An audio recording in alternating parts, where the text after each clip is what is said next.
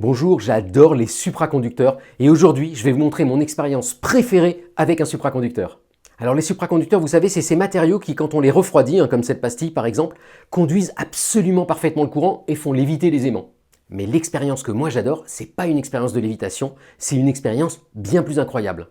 Alors l'expérience, ça consiste à faire un trou dans un supraconducteur. Donc vous prenez une perceuse, vous trouez, donc vous imaginez maintenant qu'il est troué, c'est un anneau donc, et ensuite vous prenez un aimant et vous approchez l'aimant et vous regardez ce qui se passe. Donc là, ce que je vous montre en direct, c'est la courbe où on voit le flux magnétique qui passe dans le petit trou. Et vous avez vu le truc incroyable? On voit des marches d'escalier.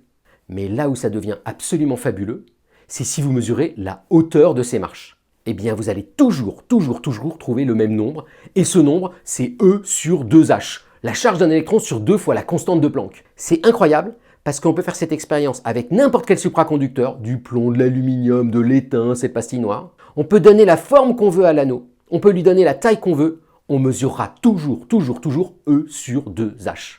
Et ça, c'est dément si on y réfléchit.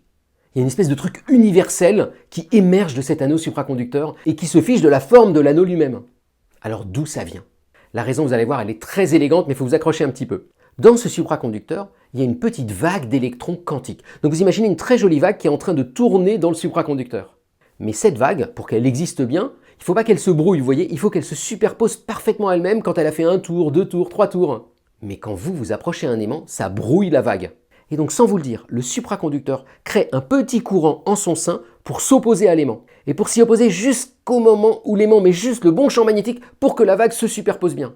Et ça, c'est le moment où on change de marche d'escalier. Donc pour vous le faire plus simple, quand j'approche l'aimant, l'anneau en quelque sorte contre-réagit jusqu'à être parfaitement heureux et laisser passer le champ magnétique. Et il le laisse passer par petits paquets. Et ces paquets, ils ont toujours la même valeur, E sur 2H. Bon, désolé, c'était un peu violent aujourd'hui, mais je voulais vous montrer ce qui, moi, m'émeut en physique. Bonne journée!